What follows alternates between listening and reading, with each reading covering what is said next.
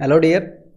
इस वीडियो के अंदर मैं आपको मिसलेनियस एक्सरसाइज के क्वेश्चंस सारे करवाने वाला हूं और मैं उम्मीद करता हूं कि आप ये जो मिसलेनियस एक्सरसाइज के क्वेश्चन हैं ये देखने नहीं आए होंगे, जो एंड में फ्रैक्शंस के कंपैरिजन के क्वेश्चंस हैं उनके लिए आए होंगे हैं। और मैक्सिमम चांसेस भी हैं कि आप वो देखने के लिए इस वीडियो के अंदर आए हो। लेकिन अगर आप वो देखने के लिए नहीं आए हो, उससे पहले वाले क्वेश्चन देखने के लिए आए हो, तो भाई उन क्वेश्चंस को 3-4 बार ट्राई करना, मैक्सिमम चांसेस आप खुद ही कर लोगे। फिर भी अगर डाउट हो या मेथड लेंदी हो तो वो देख लो, कोई दिक्कत नहीं है, ठीक है। अदरवाइज फ्रैक्शन वाले तो देख लो, वो तो मैं एक्सपेक्ट कर ही रहा था। चलो भाई स्टार्ट करते हैं। तो फ्रैक्शन से पहले जो क्वेश्चंस आपको दिखे हैं पीडीएफ में, वो ऐसे हैं कि भाई जस्ट सिंप्लीफाई देम। उनके अंदर कोई कंसेप्ट नहीं है, सिंपली हम सिंपल अपनी कॉमन सिंप्लीफिकेशन टेक्निक से सिंपली सोल्व कर देंगे, ठीक है। तो चलिए देखो भाई, 1+4/5, ये सीधा सीधा क्या दिख रहा है, ये दिख रहा है 9/5। और अब ये 5 ऊपर चला जाएगा, बिकॉज ऐसे है 3/9/5, तो 5 ऊपर चला जाता है उस केस में। तो ये 5 ऊपर चला जाएगा, 9 नीचे रह जाएगा। तो अब आप 3 से कैंसिल आउट करोगे, 3/3। तो क्या बच गया, तो यहाँ पर बच गया 5/3। तो 2 + 5/3, 3 दूनी 6, 6 और 5 11/3। तो नीचे 11/3 है, तो भाई 3/11 हो जाएगा, उल्टा हो जाएगा ना। तो ये चीज़ हमने अब तक सोल्व कर ली है सारी, ठीक है। तो 2 × 3 यानी कि अब तक है भाई 6/11। तो 11 एकम 11, 11 और 6 17, 17/11 यानी कि अब हो जाएगा 11/17 यहाँ पर। अब हम यहाँ तक पहुँच गए यहाँ पर, ठीक है। तो 1 + 11/17, तो ये रहा आंसर ऑप्शन डी, ठीक है।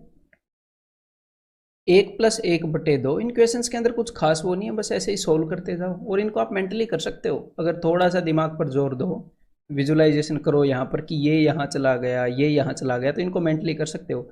यहाँ पर हो गया 3/2, तो ऊपर 2 चला गया, नीचे आ गया जी 3। 1 2/3, 5/3 हो गया। 5/3 हो गया, तो ऊपर 3 चला गया, नीचे क्या आ गया, यहाँ पर नीचे यहाँ पर आ गया जी 5। तो 1 3/5, ठीक है। तो ये क्या हो गया 8/5। तो 8/5 हो गया, तो 8 तो यहाँ पर चला गया, ऊपर चले जाएगा 5, तो 5 चला गया यहाँ पर, ठीक है। तो अब तक हमने ये सारा सोल्व कर लिया। तो 1 5/8, तो 8 एकम 8, 8 और 5 13/8। तो x की वैल्यू आ गई 13/8। और यहाँ पर ये पूछ रहे हैं 2 × 13/8 + 7/4 की वैल्यू। तो 2 से अगर आप इसे कैंसिल करोगे तो 2 चौके 8 पर जाएगा। तो ये हो गया भाई 20/4 यानी कि 5। आंसर इज ऑप्शन सी, ठीक है। ये देखो भाई, करना क्या है, 3 चीज़ें सोल्व करनी है। एक तो ये वाली चीज़, फिर डिवाइडेड बाई उसके नीचे ये वाली चीज़ सोल्व करके लिख देनी है, फिर डिवाइडेड बाई ये वाली चीज़ सोल्व कर देनी। तो चलो कर देते हैं। तो सबसे पहले इस ऊपर वाली चीज़ को मैं सोल्व कर रहा हूँ। और यहाँ पर आपको एक बात पता होनी चाहिए। क्या बात पता होनी चाहिए, कि 7 चौके 28 और एक 29/7 बनाने की ज़रूरत नहीं है इसे, ठीक है। 4 दूनी 8 और एक 9/4, इसे ऐसे करके कर सकते हो, लेकिन ज़रूरत नहीं है, कंपलसरी नहीं है। आप इसे ऐसे भी कर सकते हो, 4 1/7 - 2 1/4 है कि भाई 4 में से 2 को सेपरेटली घटा दो। इंटीजर्स का अपना अलग हिसाब कर लो, फ्रैक्शंस का अलग हिसाब कर लो, ठीक है। 4 में से 2 गए 2, और 1/7 में से 1/4 गए। तो ये क्या हो जाएगा, 4 एकम 4, ऐसे ही होता है ना, 4 - 7/7 चौके 28 क्रॉस 4 एकम 4, 7 एकम 7, 4 में से 7 गए। तो अब आप बोलोगे कि -3/28 आ गया। तो भाई इस 2 को मैं 2 हिस्सों में तोड़ दूंगा, एक और एक। और अब देखो 2 तो आ गया था, 4 में से 2 गए 2, अब आ गया 3/28। तो इस 1 और 3/28 का अपना अलग हिसाब कर लेंगे। 1 - 3/28 सीधा सीधा दिख रहा है, 28 एकम 28, 28 में 3 गया, 25/28 बचेगा। तो यहाँ पर ये जो ऊपर चीज़ है, यहाँ पर ये आ गई 1/25/28, ठीक है। अब आप इसको वो कर सकते हो कन्वर्ट, 28 एकम 28 है, बिकॉज इसके अलावा और कुछ तो है नहीं सोल्व करने को। तो 53/28।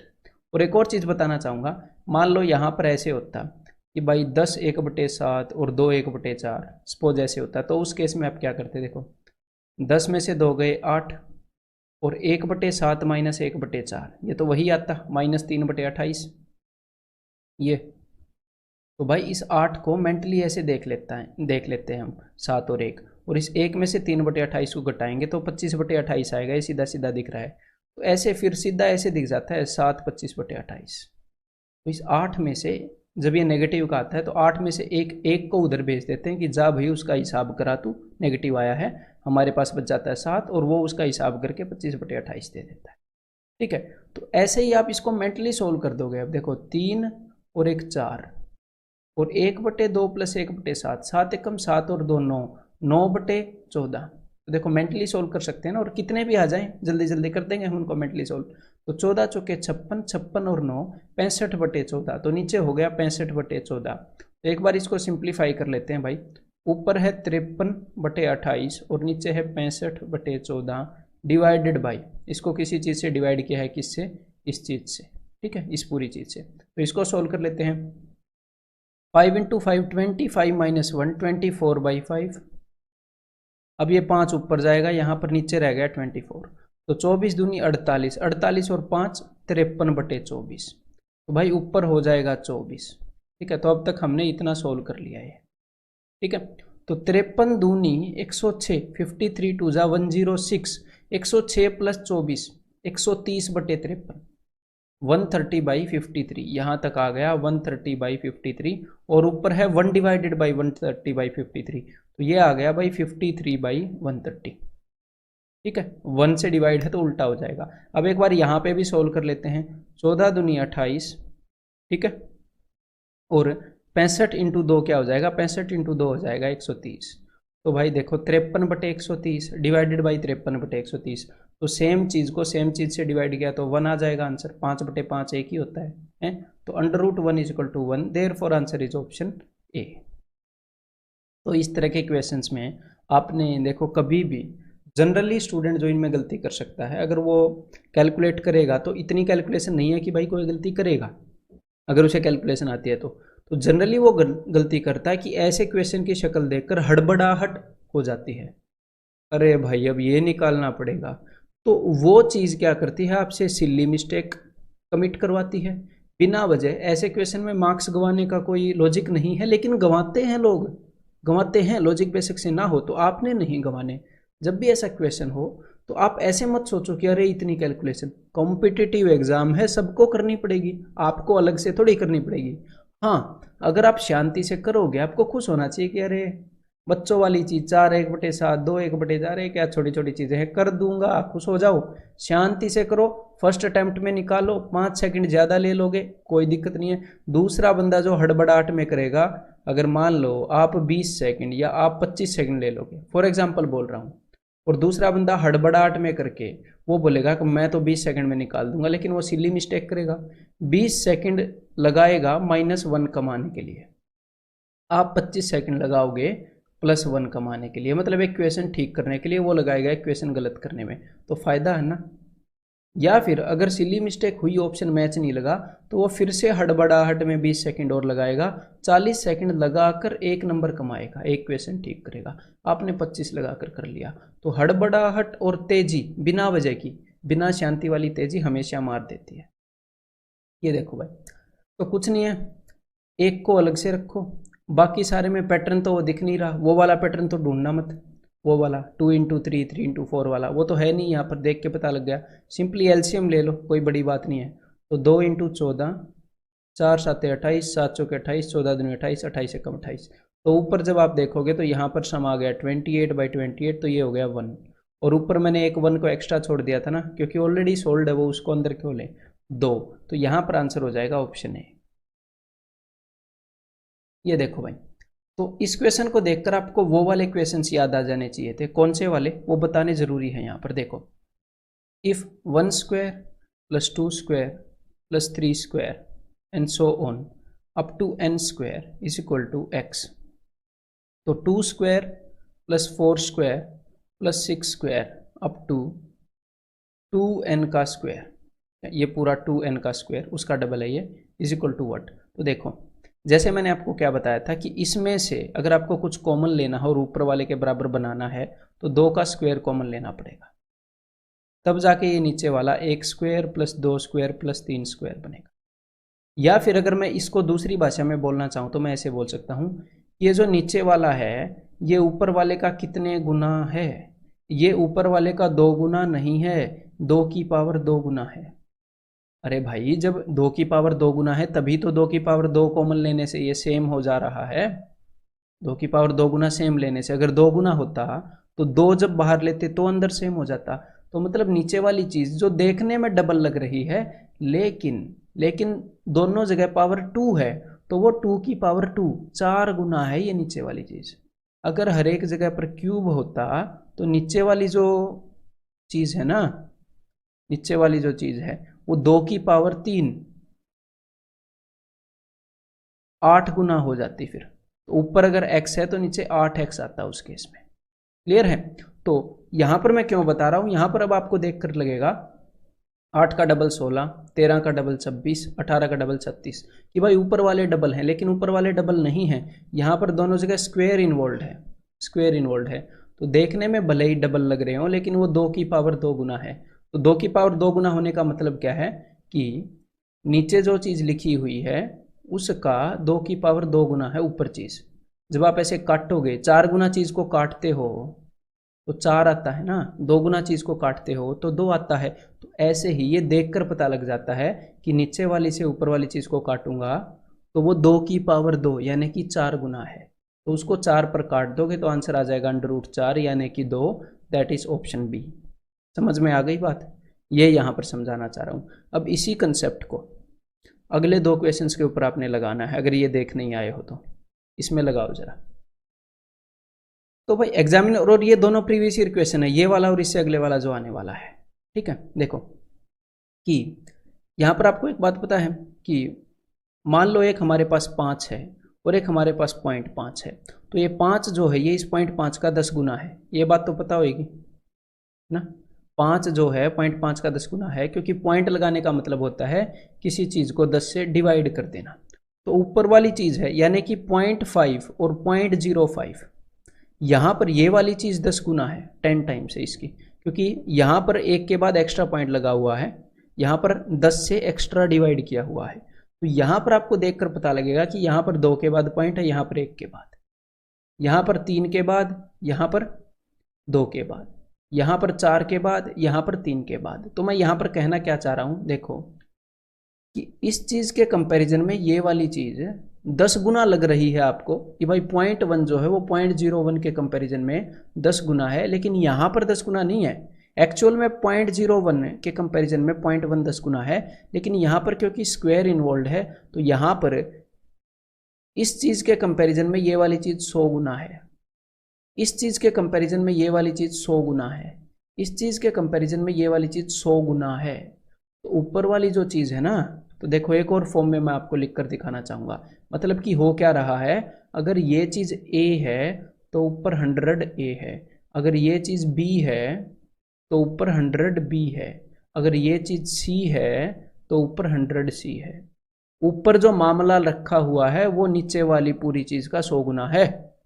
समझ गए बात? यानी कि नीचे वाले से ऊपर वाले को काटोगे, 100 कॉमन लेके देख लो, ABC आ जाएगा तो 100 आएगा। यहाँ पर सीधा सीधा दिख रहा है। तो ये क्वेश्चंस दिए हैं एग्जामिनर ने, तो इनको ऐसे सोल्व करने में बड़ा इजी हो जाता है। ये 10 गुना है, 10 गुना है, 10 गुना है, तो यानी कि ऊपर वाला 100 गुना काटोगे तो 100 आएगा, √100 = 10, therefore answer is option B. तो ये देख कर करने के क्वेश्चन है। देख कर जब आप समझ गए कि ये पैटर्न है, तो एक और क्वेश्चन आया हुआ है अगले वाला, वो और ट्राई करो फिर। ये देखो भाई, तो यहाँ पर दिख रहा है ना कि भाई ऊपर वाले में एक कम के बाद है पॉइंट, यहाँ पर भी ऊपर वाले में एक कम के बाद पॉइंट, यहाँ पर ऊपर वाले में एक कम के बाद पॉइंट, यानी कि ऊपर वाली जो चीज़ है वो 10 गुना है, लेकिन यहाँ पर पावर 2 इन्वॉल्व है, तो 10 गुना नहीं वो 100 गुना है। यहाँ पर भी 100 गुना, यहाँ पर भी 100 गुना, पिछले क्वेश्चन की तरह। यानी कि नीचे से ऊपर वाली चीज़ को काटूंगा तो 100 पर जाएगी, तो √100 = 10, तो answer will be option C. ठीक है भाई? तो अब ये देखो भाई, 1 - 1/3 क्या होता है, सिंपली सोल्व कर लो, 2/3 इंटू 1 - 1/4 क्या होता है, सिंपली सोल्व 3/4, 4/5। तो ऐसे हम यहाँ तक तो जाएंगे नहीं सोल्व करते। तो आपने इन क्वेश्चंस के अंदर क्या करना है, देखो यहाँ पर क्या है, 99/100।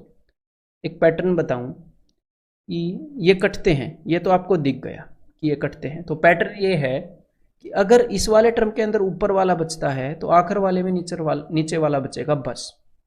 अगर इस वाले टर्म में नीचे वाला बचेगा तो आखिर वाले में ऊपर वाला बचेगा। ये सिंपल सी बात है। तो जब ये ऐसे कटे तो वहीं पर रुक जाया करो और जस्ट ये देख लिया करो कि ये जो लास्ट टर्म है इसके नीचे वाला क्या होगा। अगर जब ऐसा पैटर्न है तो, और ये जनरली मतलब रिपीटेड पैटर्न है ये, यहाँ पर आंसर हो गया ये सारे कट जाएंगे ऐसे, ठीक है।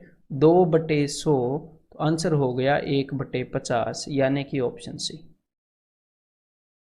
तो भाई ये हो गया, जनरली इसको सोल्व कर लो नॉर्मली। 3/2 ये हो गया 4/3, ये हो गया 5/4। तो यहीं पे रुको, 3 3 4 4, यहाँ पर नीचे वाला बचा तो आखिर में पक्का ऊपर वाला बचेगा। तो 120 एकम 120 प्लस 1 121/120, तो ये कटेगा भाई, बिकॉज पहले नीचे वाला बचा है तो एंड में ऊपर वाला बचेगा। तो आंसर इज 121/2 यानी कि 60.5, देयरफॉर ऑप्शन सी।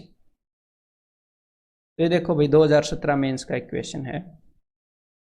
तो सबसे पहले क्या है, यहाँ पर 3/2, ठीक है, और यहाँ पर क्या है, यहाँ पर है 4/3। इसको नॉर्मली सॉल्व करेंगे और यहाँ पर देखते ही हमें पता लगा कि यहाँ पर तो नीचे वाला बच गया है ना, तो एंड में ऊपर वाला बचेगा, तो मैं सिर्फ ऊपर वाला ले रहा हूँ। तो यहाँ पर 998 इंटू 1, 998 प्लस 1 999, नीचे वाला कटेगा ही कटेगा। तो ये हो गया 999/2। तो 1000 से 1 कम है, तो 1000 को अगर मैं 2 से डिवाइड करता तो 500 आता, तो ये आएगा 499.5। तो भाई 499.5 है, 497 से तो बड़ा ही है, तो मतलब कि ठीक है। अब आगे वाली ये जो चीज़ है, अगर ये भी आप हड़बड़ाओगे नहीं तो ईजिली मेंटली इसको बता सकते हो कि कौन सी चीज़ बड़ी है। देखो कैसे बता सकते हो, मेंटली बता सकते हो इजीली। कि यहाँ पर हम क्या करेंगे, हम इंटीजर्स को अलग से देख लेते हैं। 14 और 5 19, 19 में से 2 गए, बिकॉज यहाँ पर नेगेटिव है ना। 14 और 5 19, 19 में से 2 गए 17, ठीक है। 3/4 प्लस 1/4 एक्चुअल क्वेश्चन है ये। 1 माइनस 1/2, 1/2, 17 1/2। अब देखते हैं ये बड़ा है कि नहीं। तो 11 प्लस 12 23, 23 में से 7 गए 16, 16।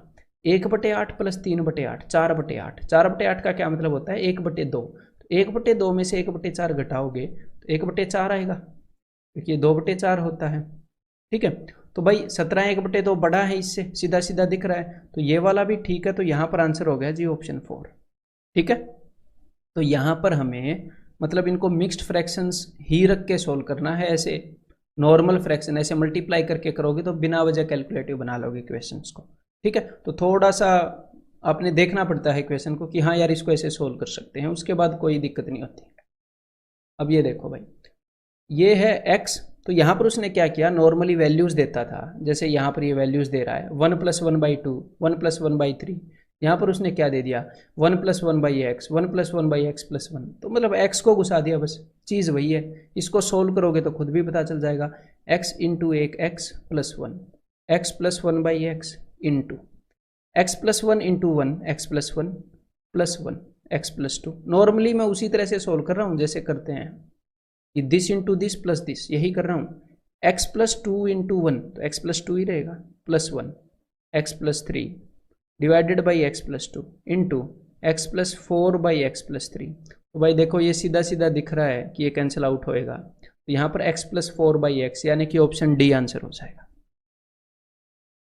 तो ये भी 2017 मेंस का क्वेश्चन है। जब आप इसको सोल्व करोगे तो पता लगेगा, यहाँ से 3/2 इंटू यहाँ से 5/4, लिखते रहो बस, फ्लो बनाओ। और फिर मैंने आगे देखा ये 2 लिखते हैं कि आगे कोई पैटर्न वगैरह ऐसा नहीं है कि डॉट डॉट डॉट डॉट ऐसा करके आ जाता है ना कि 1 + 98 ऐसे करके, ऐसा तो है नहीं।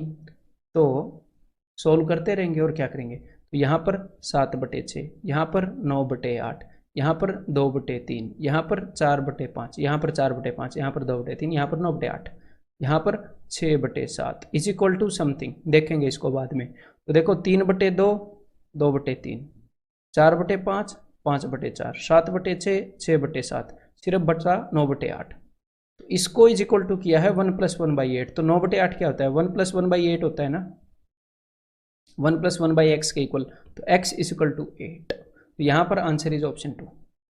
अगर आप ये सोचो इसको तो मैं ऐसे देख नहीं पाता, तो पहली बात तो इसको ऊपर लिख रखा है, क्यों नहीं देख पाते। अगर फिर भी ये हो कि नहीं भाई मैं तो फिर भी नहीं देख पाता, तो वैसे तो देख पाने चाहिए। 9/8 = 1 + 1/x, इस 1 को उस साइड भेज दो, फिर ये माइनस का हो जाएगा। तो 9/8 - 1 1/8 x = 8, तो ऐसे आ जाता है।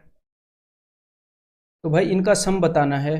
इसको कई तरीकों से किया जा सकता है। सबसे पहले तो मैं इस तरीके से बता दूं कि इसको सोल्व करके, तो देखो इसको सोल्व कर देता हूँ।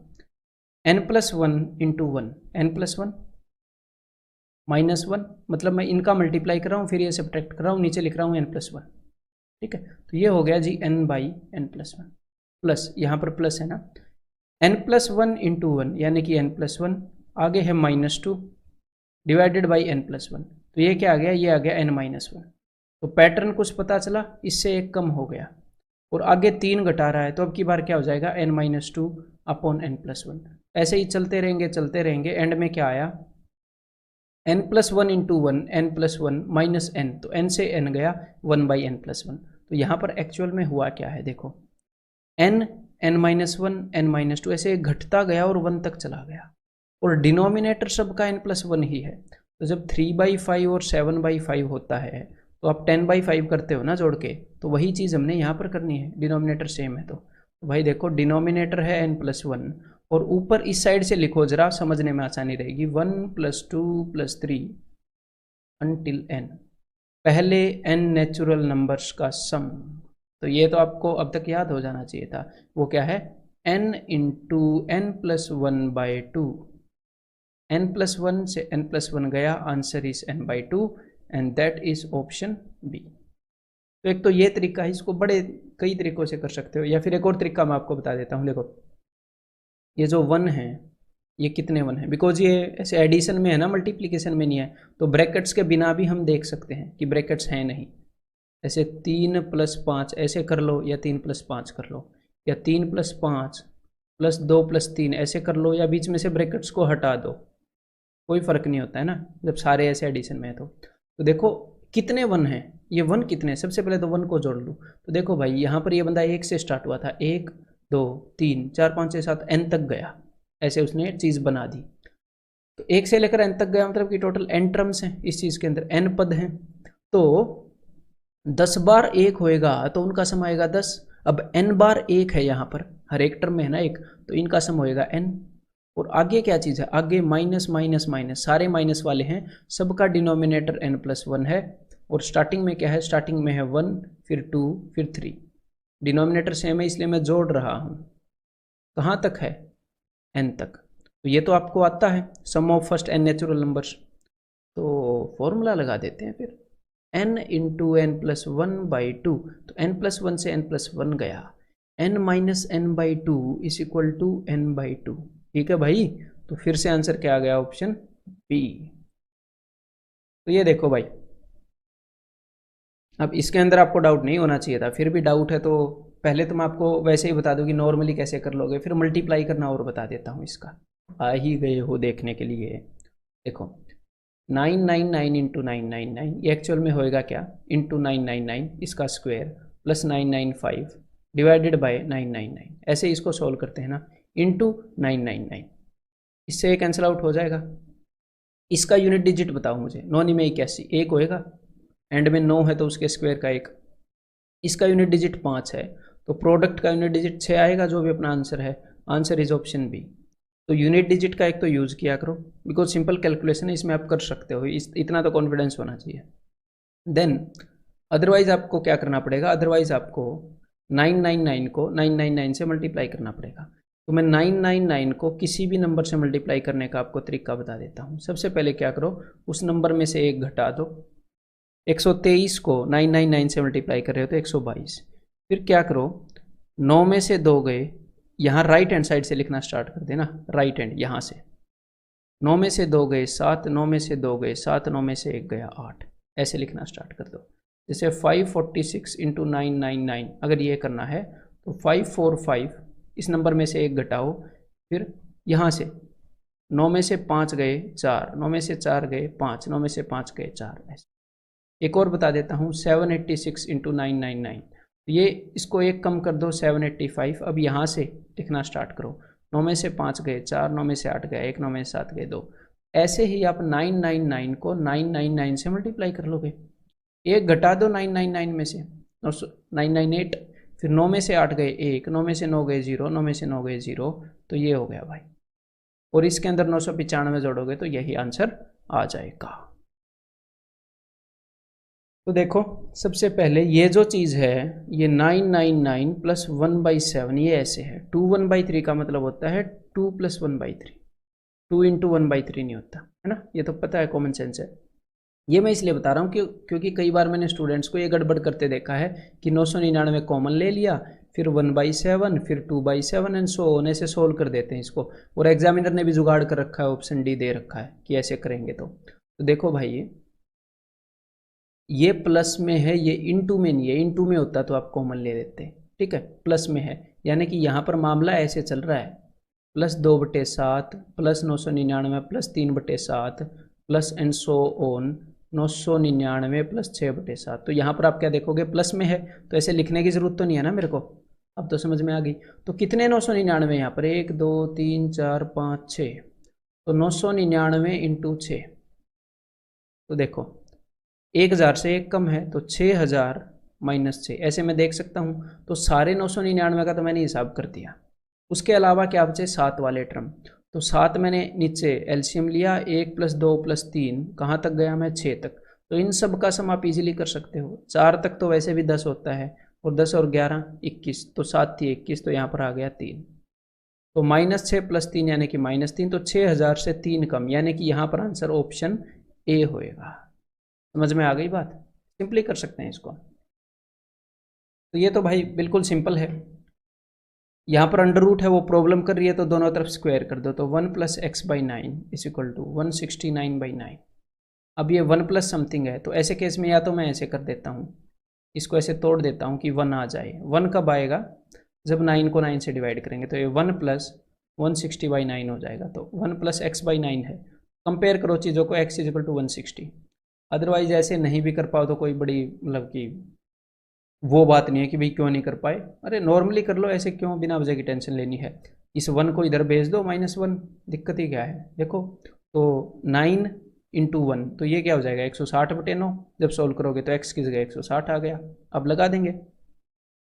तो पिछले क्वेश्चन को एज ए डाउट देखने आए तो ये कर लो फिर, ठीक है, ये भी करो।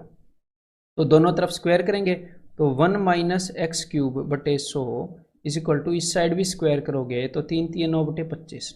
अब इसको भेज दो उधर, इसको ले आओ इधर। 1 - 9/25 यानी कि 16/25 = x³ / 100। 25 चौके 100। अब इस 4 को ऊपर भेजना पड़ेगा ना उधर, तो 16 चौके 64। x³ = 64, therefore x = 4। यहाँ पर आंसर क्या आ जाएगा, ऑप्शन बी। तो भाई अब हम करने वाले हैं आगे कंपैरिजन ऑफ फ्रैक्शंस। ये चीज़ मैं आपको बताऊंगा। वैसे तो ये टॉपिक जो है ये इजी है, लेकिन कभी कभी क्या होता है, अगर बेसिक्स की जो अंडरस्टैंडिंग है वो उतनी क्लियर ना हो, उतनी डीप ना हो, तो ये ट्रिकी पड़ जाता है। तो डरने की कोई बात नहीं, एक बार मैं आपको बताऊंगा, छोटी छोटी बातें हैं, उसके बाद आप सारे क्वेश्चंस निकाल पाओगे अगर ध्यान से सुनोगे, ध्यान से उन चीज़ों के ऊपर सोचोगे। अगर कोई डाउट आएगा तो रोक के फिर सोचो उस चीज़ के ऊपर कि भाई क्या हो रहा है यहाँ पर, ठीक है। तो आगे बढ़ने से पहले अगर मैं आपको ये बताऊं कि भाई कंपैरिजन ऑफ फ्रैक्शंस क्या है, उससे पहले आपको ये समझना चाहिए कि फ्रैक्शन क्या है?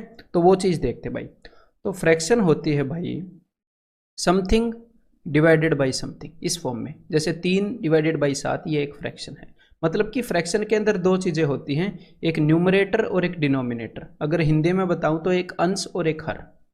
और जो फ्रैक्शन है, मान लो फ्रैक्शन = f, तो n/d, न्यूमरेटर बाई डिनोमिनेटर, ये इस फ्रैक्शन की वैल्यू है। मतलब कि 3/7 एक फ्रैक्शन है, तो इस फ्रैक्शन की वैल्यू क्या है, 3/7। तो इस फ्रैक्शन की जो वैल्यू है वो दोनों चीज़ों पर डिपेंड करती है, न्यूमरेटर पर भी और डिनोमिनेटर पर भी।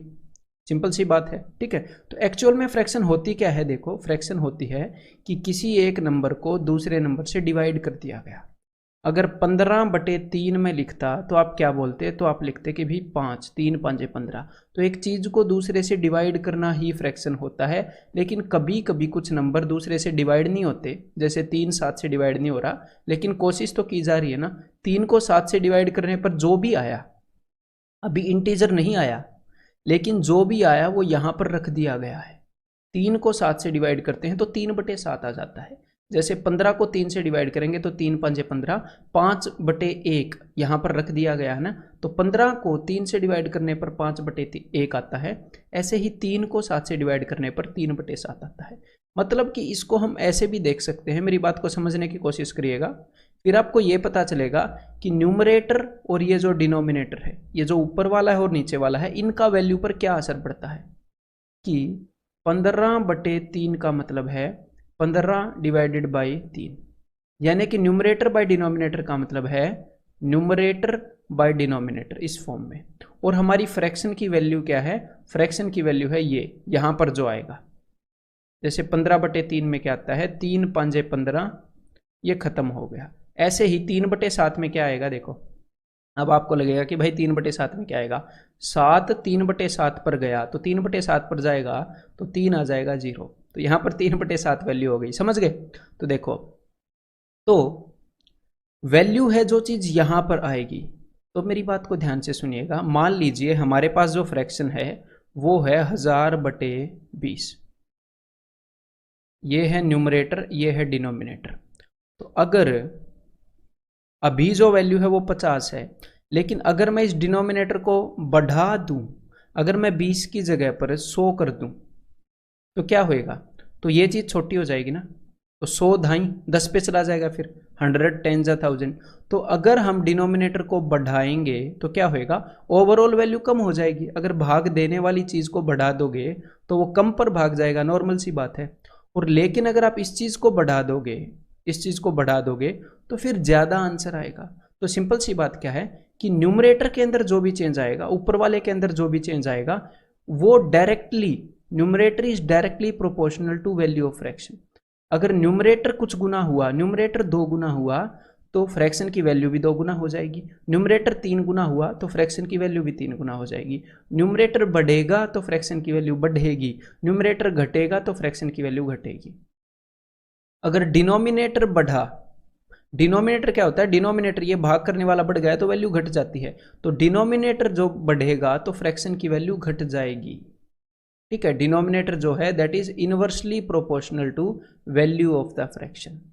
डिनोमिनेटर 3 गुना हुआ तो वैल्यू 1/3 गुना हो जाएगी। बाकी हमें 3 गुना 1/3 गुना का काम नहीं है, लेकिन आपको जस्ट ये समझना है कि डिनोमिनेटर जो है उसके अंदर जो भी चेंज आएगा उससे अपोजिट चेंज वैल्यू के अंदर आएगा। और ये चीज़ हमने गुणा में देखनी है, एडिशन में नहीं। एडिशन में नहीं देख सकते कि भाई डिनोमिनेटर में 3 जुड़ गया तो वैल्यू 3 घट गई, नहीं, गुणा के टर्म्स में देख सकते हैं। ठीक है, क्लियर है।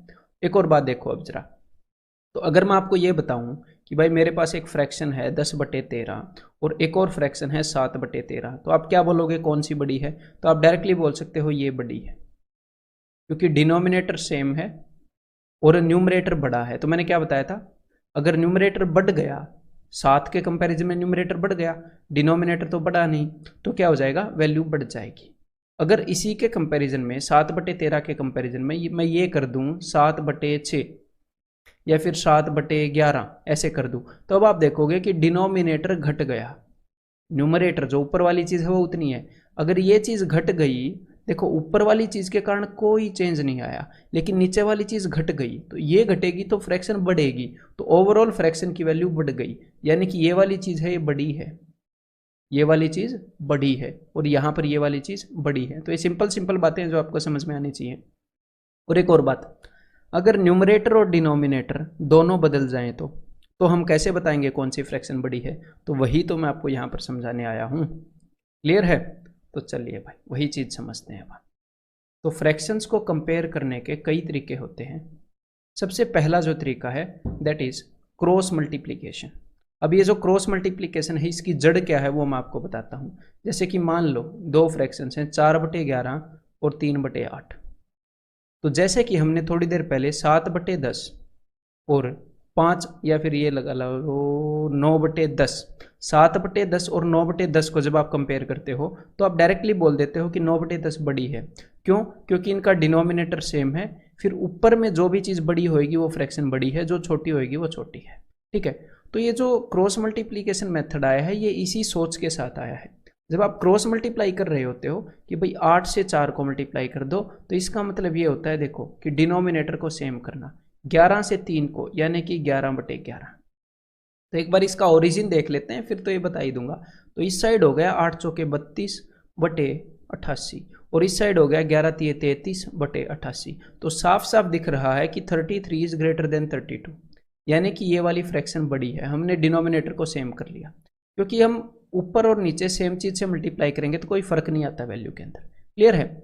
तो एक्चुअल में हम डिनोमिनेटर सेम ही कर रहे हैं, लेकिन एक बात बताओ, जब हमें पता है कि हम डिनोमिनेटर सेम कर रहे हैं, हम डिनोमिनेटर सेम कर रहे हैं, तो डिनोमिनेटर की वैल्यू निकाल ही क्यों रहे हैं? क्योंकि फिर तो उसके बाद वैसे भी जो कौन सी फ्रैक्शन बड़ी है ये न्यूमरेटर पर डिपेंड करता है, ऊपर वाले पर डिपेंड करता है। तो इसी कारण हम क्या करते हैं कि भाई ताकि हमारा काम जल्दी से हो, हम क्रॉस मल्टीप्लाई कर देते हैं।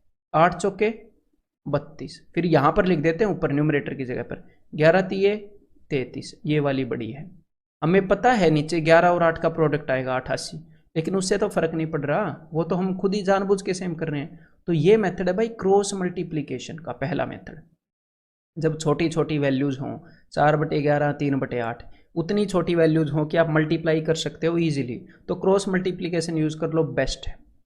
अगर थोड़ी बड़ी बड़ी वैल्यूज आ जाती हैं तो उनको कैसे हैंडल करेंगे वो देखेंगे अकॉर्डिंग टू वैल्यूज, मैं आपको बताऊंगा। अब एक बार आप मेरे को क्या बताओगे कि भाई 24/29 और 5/6 इनमें कौन सा बड़ा है ये देखो, और 5/13 और 7/12 इनमें कौन सा बड़ा है ये देखो। तो देखो 6 × 24, 24 × 144 और 29 5 145, तो भाई ये वाली बड़ी है। 12 5 60 और 13 7 91, ये वाली बड़ी है। तो समझ में आ गई क्रॉस मल्टीप्लीकेशन का ये मेथड है सिंपल सा। अब इसके बाद मेथड आता है भाई जस्ट अप्रोक्सीमेट इट। बहुत ज़्यादा ऐसे क्वेश्चंस हैं जिनको जस्ट अप्रोक्सीमेट करके ही आपके एग्जाम के अंदर आंसर आ जाएगा, जस्ट अप्रोक्सीमेट करके ही। कैसे? और ये नहीं है कि तुक्का आएगा अप्रोक्सीमेशन कर रहे हैं, नहीं, आंसर की गारंटी है, हम फ्रैक्शन की वैल्यू को अप्रोक्सीमेट कर रहे हैं। ठीक है, देखो कैसे, आपके सामने एग्जाम्पल देता हूं।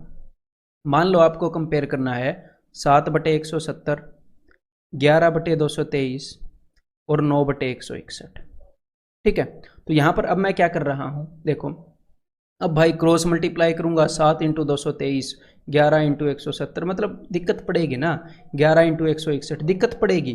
तो अब क्या करो, देखो भाई कई क्वेश्चन ऐसे निकलते हैं, 7 एकम 7 डिवाइडेड बाई 7 दूनी 14, 4 बचा, देखो 7 दूनी 14, 3 बचा, 4 नहीं 3 और 0, तो 7 चौके 28, तो 24 प्लस समथिंग, 24 प्लस। तो एक्चुअल में ये क्या है 1/24 प्लस, 24 प्लस मैं क्यों लिखता हूँ कि जब 1 से डिवाइड किया तो 24 पॉइंट समथिंग आया, ऐसे लिख देता हूँ मैं, क्योंकि कभी कभी ज़रूरत पड़ती है प्लस माइनस की, वैसे रेयरली पड़ती है, लेकिन फिर भी लिख देते हैं जब पता ही है यहाँ पर कुछ बचा था। तो देखो तो क्या लिख दिया 1/24। ठीक है, अब 11 से मैं कैंसिल आउट कर रहा हूँ, 11 एकम 11, मैं एग्जैक्ट पॉइंट्स में भी लिख सकते हैं हम यहाँ पर क्यों लिखें यार, क्योंकि क्वेश्चंस निकल जाते हैं ऐसे ही।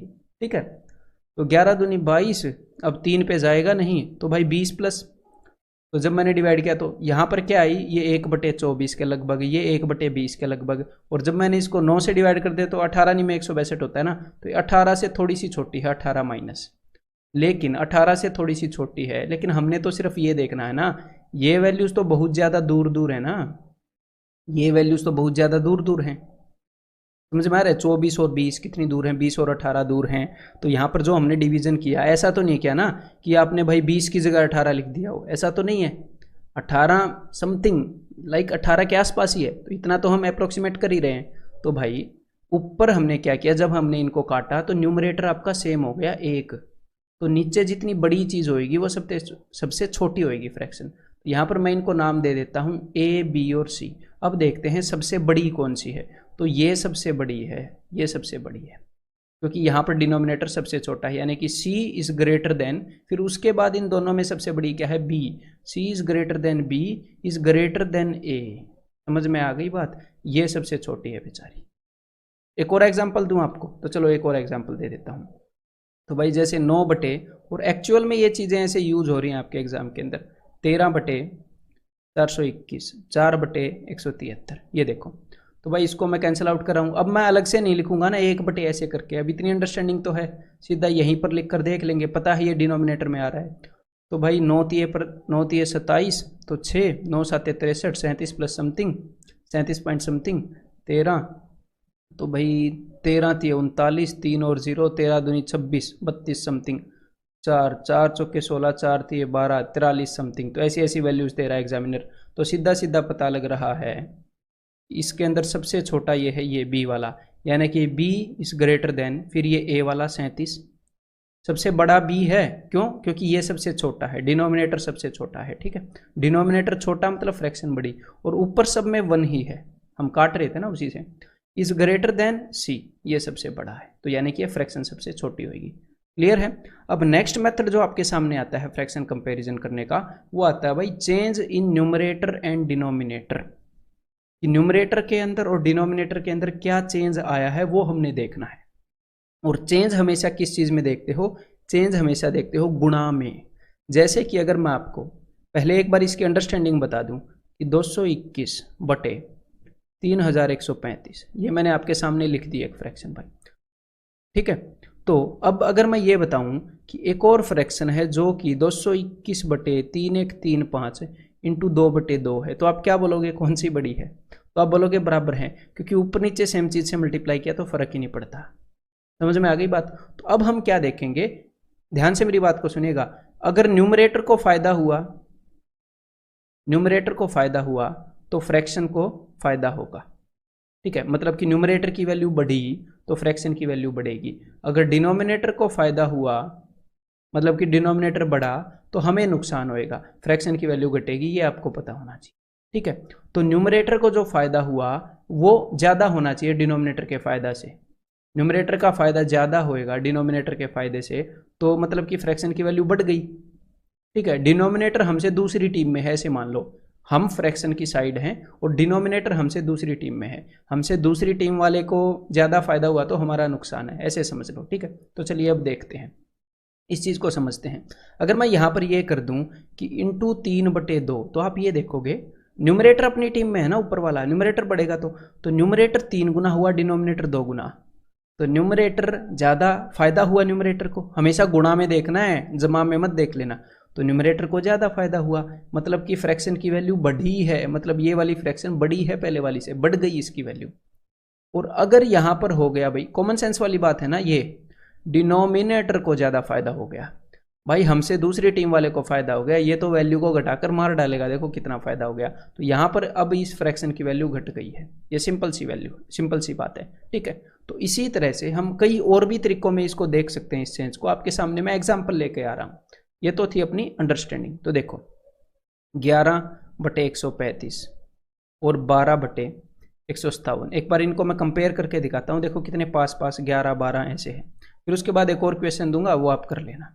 तो देखो आप ये देखो न्यूमरेटर कितना बढ़ गया, गुणा में देखो न्यूमरेटर 1 बढ़ गया, कितने पर? 11 पर, 1/11। न्यूमरेटर जो है वो 1/11 बढ़ गया।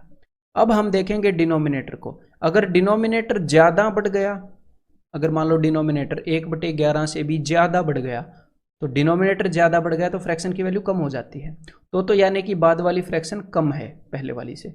अगर न्यूमरेटर कम ही बढ़ पाया, डिनोमिनेटर सॉरी कम बढ़ पाया 1/11 के कंपैरिजन में, ठीक है। तो देखते हैं भाई, तो पहले ऊपर जो बढ़ोतरी हुई है वो हुई है 11/1, मतलब कि 1/11। तो इसको मैं 11 से डिवाइड करके देख रहा हूँ कि इसका 1/11 कितना है, ठीक है।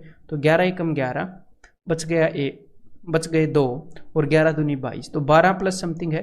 तो इसमें अगर आप 12 जोड़ते हो तो ये हो जाता है भाई 147, लेकिन ये तो बहुत ज़्यादा बढ़ गया, 157 है, मतलब ये 1/11 से ज़्यादा बढ़ा है, 1/11 से ज़्यादा बढ़ गया है। अगर 1/11 बढ़ता तो 147 के आसपास होता। तो यानी कि डिनोमिनेटर जो है ना भाई साहब, न्यूमरेटर के कंपैरिजन में ज़्यादा बढ़ गया। अगर डिनोमिनेटर ज़्यादा बढ़ गया तो फ्रैक्शन की वैल्यू कम होगी, यानी कि ये जो सेकंड वाली फ्रैक्शन है ये छोटी है, ये छोटी है। ये जैसे ही आपने इसको देखा ये 1/11 बढ़ गया। और अदरवाइज इसको आप अप्रोक्सीमेट भी कर सकते थे, यहाँ पर तो मैं आपको समझा रहा हूँ, अप्रोक्सीमेट कर सकते थे, ये मत सोचना कि अप्रोक्सीमेट नहीं कर सकते, अब तो भाई तीसरे नंबर वाला ही लगाना है ना। हम ट्राई करेंगे, अगर छोटी छोटी वैल्यूज होंगी तो क्रॉस मल्टीप्लीकेशन, और अगर थोड़ी सी ऐसे इस टाइप की वैल्यू हुई और हमारे पास ऊपर नंबर है, हम 11 से डिवाइड कर सकते हैं, तो चट से डिवाइड कर दो, जस्ट अप्रोक्सीमेट करो, 99% क्वेश्चंस आपके इन दो से आ जाएंगे। अदरवाइज और भी बड़े बड़े मेथड हैं मेरे पास जो मैं फ्रैक्शंस को कंपेयर करके दिखा दूंगा, लेकिन जब 99% क्वेश्चंस यहाँ से आ रहे हैं, आपके सारे निकल रहे हैं, तो बिना वजह प्रोसेस को कॉम्प्लेक्स बनाना जरूरी नहीं होता, ठीक है। और इनकी अंडरस्टैंडिंग मैं आपको दे रहा हूँ जहाँ पर भी ये यूज होंगे, ठीक है। तो देखो क्लियर है। अब देखो एक और क्वेश्चन आप ट्राई करो, फिर न्यूमरेटर और डिनोमिनेटर का चेंज देखो। इस 12/157 को ही 13/181 से कंपेयर करो। तो यहाँ पर न्यूमरेटर बढ़ गया 1/12 पर, 1/12। तो मैं इसका 1/12 देख लेता हूँ, 12 से डिवाइड करके। 12 एकम 12, तो बच गया 3, 12 3 36। तो अगर ये 13 बढ़ेगा तो ये 13 तो बढ़ा नहीं, 13 से तो ज़्यादा बढ़ गया, क्योंकि अगर ये 13 बढ़ता तो 170 होता। 157 + 13 170। तो डिनोमिनेटर फिर से ज़्यादा बढ़ गया, मतलब कि फ्रैक्शन की वैल्यू कम हो गई। तो ये सेकंड वाली ये जो फ्रैक्शन है कम हो गई। न्यूमरेटर उतना नहीं बढ़ पाया जितना डिनोमिनेटर बढ़ गया। क्लियर है भाई। और यहाँ पर आप ऐसे डिवाइड भी करते तो भी हमें इजीली पता लग जाता। देन नेक्स्ट जो मेथड है आपका फ्रैक्शंस को कंपेयर करने का है, दैट इज ऑब्जर्विंग पैटर्न। तो आपको पैटर्न ऑब्जर्व करना पड़ता है। तो अब ये जो पैटर्न है किसी भी तरह का आ सकता है, ये हमें कॉमन सेंस से ऑब्जर्व करना पड़ेगा। ठीक है, तो ये अकॉर्डिंग टू क्वेश्चन है, कोई फिक्स चीज़ यहाँ पर ऐसे बताई नहीं जा सकती। आपको मैं एक क्वेश्चन के थ्रू ये करके बताऊंगा। ठीक है, बाकी अकॉर्डिंग टू क्वेश्चन हम देखते हैं। तो अकॉर्डिंग टू क्वेश्चन कैसे देखते हैं पैटर्न को, जो अपनी बेसिक नॉलेज है कि भाई फ्रैक्शन होती क्या है, उसके बेस पर हम देख लेते हैं जिस तरह का वो क्वेश्चन देता है। तो चलिए अभी अब क्वेश्चंस करना स्टार्ट करते हैं। और सारे एग्जाम से ही उठाए मैंने, ताकि इनके ऊपर आप ये चीज़ें लगा कर देख सको। और सारे 2017 के मेन से ही उठा लिए फिर कि भाई उन पर लगा कर देखो, क्योंकि ये कैलकुलेटिव बताया गया है 2017 का मेंस। तो देखो भाई है, तो सबसे पहले तो यहाँ पर क्रॉस मल्टीप्लाई करके देखें।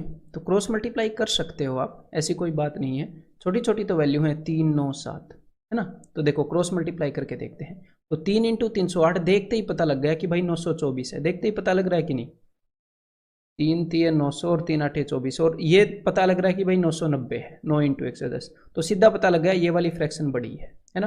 तो पहले वाली ये जो चीज़ है ये ठीक है। अब अगले वाली चेक कर लेते हैं। तो 9 × 225, तो 9 दूनी 1800 और 25 में 225, तो भाई 2025। और इसको 7 से करेंगे तो 7 थी 2156। तो भाई ये वाली चीज़ बड़ी है, तो पहले वाली सच है। तो देखो यहाँ पर क्रॉस मल्टीप्लाई करके काम चल रहा है, बेशक से नीचे थोड़ी सी बड़ी वैल्यू हो। और आप ऐसे डिवाइड भी कर सकते हो, ऐसी बात नहीं है कि आप ऐसे डिवाइड नहीं कर सकते। डिवाइड करके देख लो यहाँ पर क्या आएगा। 3 3 9, 3 7 21, 37 के आसपास है ये।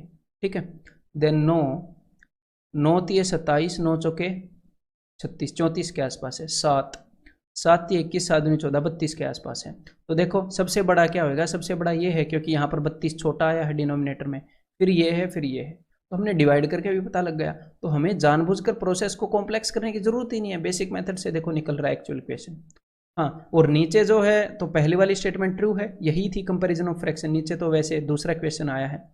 तो भाई यहाँ पर कितने 99 है, 1 2 3 6 हैं भाई, 6 तक गया है। तो 99 × 6, तो ये आपको दिख रहा है 100 - 1, मतलब कि 600 - 6। ये आप मन मन में देख सकते हो 600 - 6। फिर आप ऐसे देख सकते हो, जो मैंने पहले आपको क्वेश्चन कराया है इससे पिछले वीडियो के अंदर, उसके अंदर भी ये 1/7 2/7 था, और उसके अंदर ये 9 था। और ये दोनों क्वेश्चन हैं पिछले सालों के, एक तो 2017 मेंस का ये वाला, और एक इससे पहले दिया था एसएससी ने। तो देखो ऐसे वो एक हिसाब से रिपीट ही हुआ ना ये भी, है ना। तो देखो भाई अब ये सीधा सीधा दिख रहा है। यहाँ पर हमें जब भी ये बोलता है ना कौन सी चीज़ सच है, तो मैं एग्जैक्ट वैल्यू नहीं निकालता हूँ कभी भी, आपको भी नहीं निकालनी चाहिए। ये सीधा सीधा दिख रहा है कि भाई 600 माइनस मतलब कि 200 279 से बड़ा है। एग्जैक्ट हम निकाल सकते हैं, नीचे 7 एलसीएम लेकर 1 + 2 + 3 6 तक जाएंगे, 21/7 3 ऐसे आ जाएगी। लेकिन ये सीधा सीधा दिख रहा है कि ये बराबर नहीं है, तो यानी कि ओनली 1 इज ट्रू। क्लियर है। तो जब भी ऐसे हो ना, कौन सी स्टेटमेंट ट्रू है फॉल्स है, चीज़ों को कंपेयर करना हो, तो ये देखा करो कि भाई ये झूठी हो गई तो खत्म बात, पूरी वैल्यू मत कैलकुलेट किया करो। Which of the following statements is are true. ठीक है भाई, तो यहाँ पर दो तो कंपेयरिंग फ्रैक्शंस वाले हैं और एक नॉर्मल सिंप्लीफिकेशन का है। तो इसको करते हैं सबसे पहले सोल्व। तो देखो भाई सबसे पहले मैं इंटीजर्स को सोल्व करूंगा, ये चीज़ आपको बताई है। तो 11 + 17 28, और आगे दोनों माइनस के हैं, 5 और 2 7, 28 में से 7 गए 21। ठीक है, अब बाकियों को सोल्व करते हैं। इस 1/2 को ऊपर नीचे 2 से मल्टीप्लाई करोगे तो इसे आप 2/4 देख पा रहे हो। 2/4 + 3/4, ये आ गया 5/4। अब इस नेगेटिव वालों को सोल्व कर लेता हूं मैं। तो 1/5 और 1/10, तो 1/5 को मैं देखता हूँ ऊपर नीचे, बिकॉज डिनोमिनेटर सेम करता हूँ ना मैं ऐसे। तो ये हो गया 2/10 मन ही मन में, तो ये 3/10, तो यानी कि -3/10। तो 10 × 5 = 50, 4 × 3 = 12, 50 - 12 38/40, तो ये हो गया 21 38/40। तो भाई इसको एक बार सोल्व कर लो, इसको मैं ऐसे मिक्स बनाना नहीं चाह रहा, मैं इसको सोल्व कर लेता हूँ। तो देखो 20 दूनी 40, बच गया 3 उतार लिया 9, 20 एकम 20, 19/20, तो इक्वल निकली कि नहीं, एक बार इसको काटो इक्वल हो जाएगी 2 19 2 20, ठीक है। तो यानी कि पहले वाली जो स्टेटमेंट है वो तो ट्रू है, क्लियर है। और अगर आप ऑप्शंस की तरफ देखते हो तो यहाँ पर लिखा हुआ क्या है कि only 1 is true, only 2 is true, only 3 is true. तो देखो पहले वाली तो ट्रू निकला ही हमें पता है, तो नन इज ट्रू वाला तो हो नहीं सकता कि भाई कोई भी ट्रू नहीं है।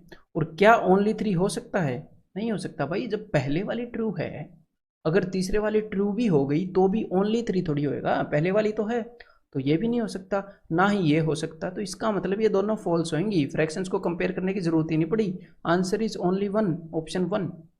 लेकिन फिर भी आपको मैं यहाँ पर फ्रैक्शंस कंपेयर करके दिखाऊंगा, क्योंकि ये कंपैरिजन सिखाना है ना भाई। तो चलो अब मैं कंपेयर करके बता देता हूँ आपको।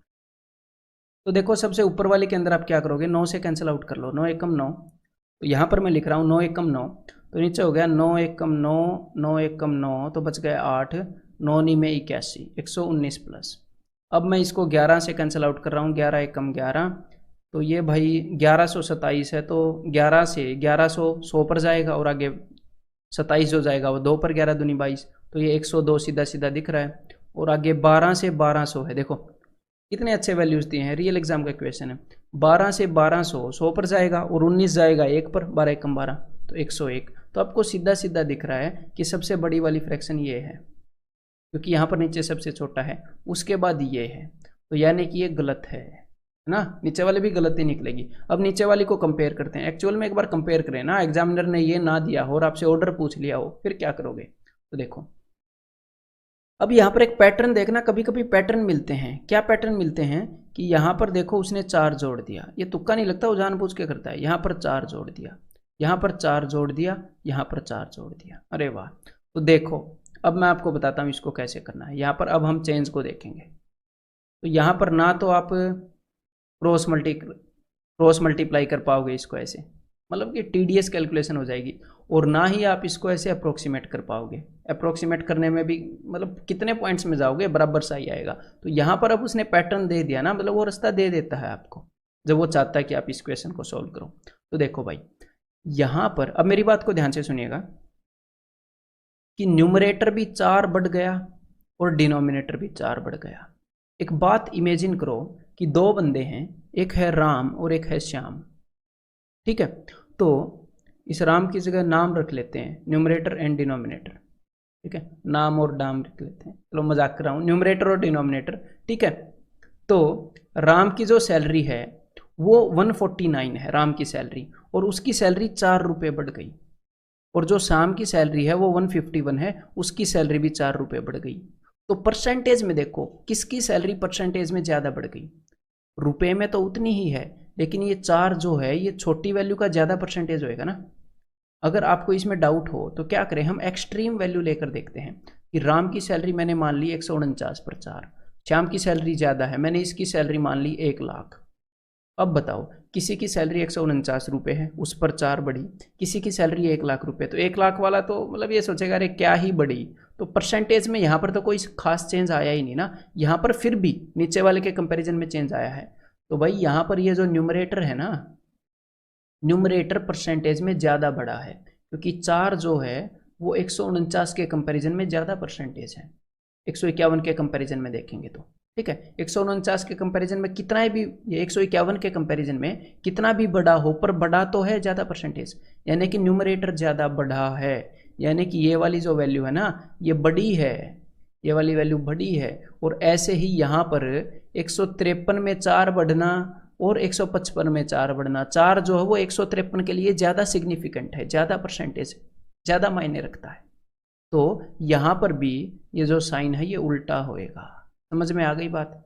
तो कभी कभी ये जो कॉमन सेंस यूज़ करके हमें करना पड़ता है, तो धीरे धीरे आप क्वेश्चंस को करते करते सीख जाओगे, जब एक बार आपको इस कॉमन सेंस की पूंछ पकड़ में आ जाए कि हाँ ये लॉजिक होता है, इसलिए मैं ये चीज़ें आपको क्वेश्चंस के थ्रू बता रहा हूँ कि आपको समझ में आ जाए, फिर आप अपने आप सीख जाओगे अप्लाई करते करते, और ज़्यादा स्ट्रॉन्ग। यहाँ पर सिखा तो रहा ही हूँ मैं। अब एक बार ये और कंपेयर करो भाई, तो which of the following statement is are true, तो भाई देखो यहाँ पर हम क्रॉस मल्टीप्लाई भी कर सकते हैं, आपको दिख रहा है, कर सकते हैं, दिक्कत ही क्या है। 3 एकम 3, 3 में 27, 273, 5 एकम 5, 5 7 35, सबसे इजी क्रॉस मल्टीप्लाई हुई होगा यहाँ पे, डिवाइड भी उतने इजीली नहीं होएगा। तो ये वाली चीज़ बड़ी है, सीधा सीधा दिख रहा है, ये वाली जो रिलेशन है वो ठीक है।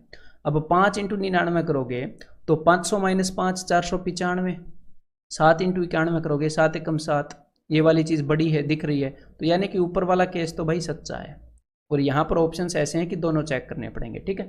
अब देखो नीचे वाले केस में क्रॉस मल्टीप्लाई करोगे तो थोड़ा सा अब आपको लगा होगा कि नहीं यार ये थोड़ा सा हो जाएगा, मतलब थोड़ा सा कैलकुलेटिव, तो कोई नहीं, अब अप्रोक्सीमेट कर लेते हैं, काट लेते हैं। 11 एकम 11, तो यहाँ पर हो गया 11 एकम 11, 11 दूनी 22, 12 प्लस 12 एकम 12, तो यहाँ पर क्या हो गया 12 एकम 12, 12 × 3 = 36, 13 प्लस, और यहाँ पर है 13 एकम 13, तो 13 एकम 13, यहाँ पर बच गया जी 5, तो 13 चौके 52। अब आप बोलोगे 13 प्लस, तो 13 प्लस मत बोलो इसको, अब मेरी बात को ध्यान से सुनो, यहाँ पर भी कॉमन सेंस काम आएगी। यहाँ पर मान लो ये है 13, ये है 14, ठीक है। यहाँ पर जब आप इसके ऊपर ध्यान दो, जब 12 से आप काट रहे थे तो 12 एकम 12, 3 बचा और 7 बचा, 12 × 3 = 36 और 1 बच गया, तो 13 प्लस समथिंग यहाँ पर है 13 पॉइंट समथिंग, 13 से जस्ट 1 बचा था। अब 13 से जब आप काट रहे हो तो 13 एकम 13, 5 बच गया 51, तो 13 चौके 52, 13 चौके 52, यहाँ पर 1 की कमी थी, जस्ट 14 से जस्ट कम है, तो ये फिर भी बड़ा है, तो इसको मैं 14 लिख लेता हूँ कि लगभग 14 ही है।